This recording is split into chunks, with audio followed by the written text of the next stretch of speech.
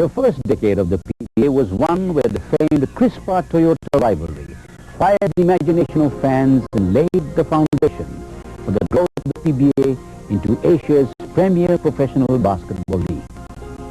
While Toyota was in many respects the glamour team, with the exciting Batman and Robin tandem of Robert Jaworski and Francis Anayas, the elegant El Presidente Mon Fernandez, and the awesome king of the boards Abe King, Crispa was rather like the people's team, down to earth, simple, but loaded with incredible talent.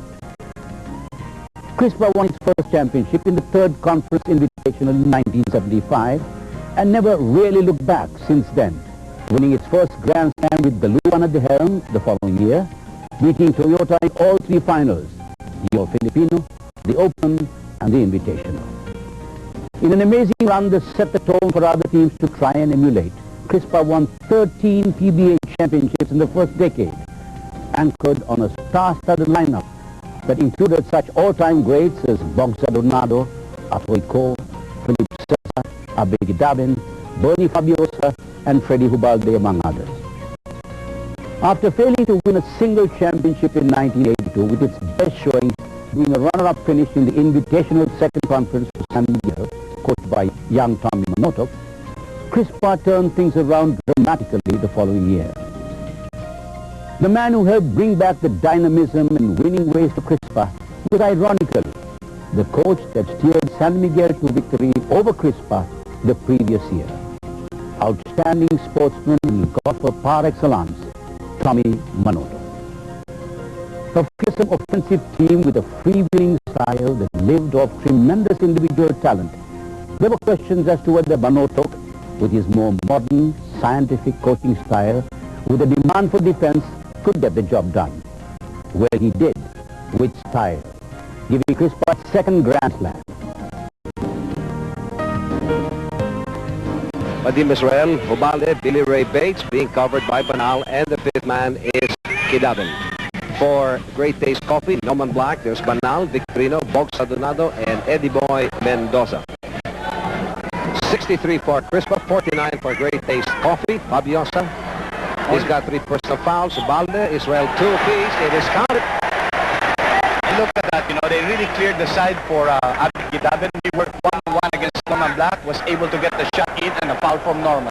You know, I'll tell you something, the first basket of the second half is so important. Even though it's only 2 points, in this situation 3 points, the psychological aspect behind that first basket is really key.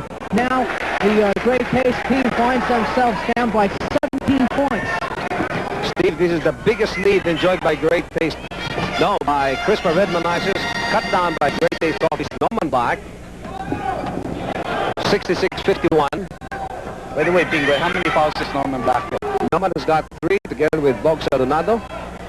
Mendoza, Banal, Victorino, they've got 1 apiece. Saved by Billy Ray Bates. Here's Hubalde, he's open, he can make it there. Yes. Pingo really knows the game of these players, you know. That was a long shot, that's 21 feet, Pings. As a matter of fact, Hubalde looked downstairs and said, hey, I could have pulled back 1 more step. He must have said, hey, Pings, thanks for that compliment. And Norman Black gets it right back, scoring now his 22nd point. You know, I think it's very important. Let's take a look at this fast break play first. And Victorino. I read it loud and clear, but I think that Great Taste Coffee, they've got to have some clusters. They just cannot trade shot for shot, because before you know it, winning time is over. That's right, and there again is a poor pass there. They try to get it to Norman. However, they keep possession of the ball because Fabiosa could not control the loose ball recovery.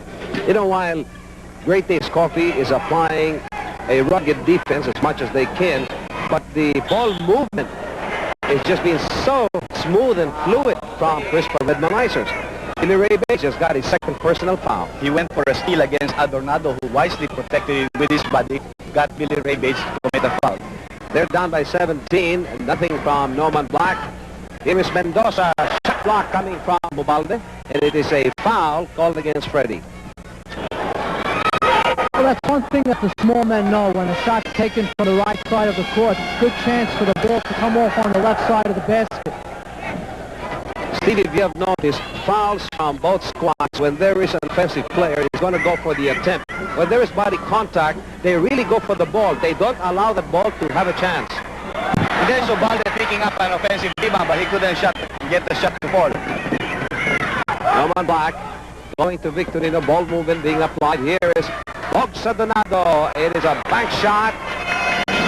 Good play there by Boggs Adornado. He's got 13 points, made 11 during the first half. Fabiosa cuts. And Fabiosa still cannot get this game going. You know, he's had many opportunities. Saved by Kidabin. And he gets a bump from Mendoza.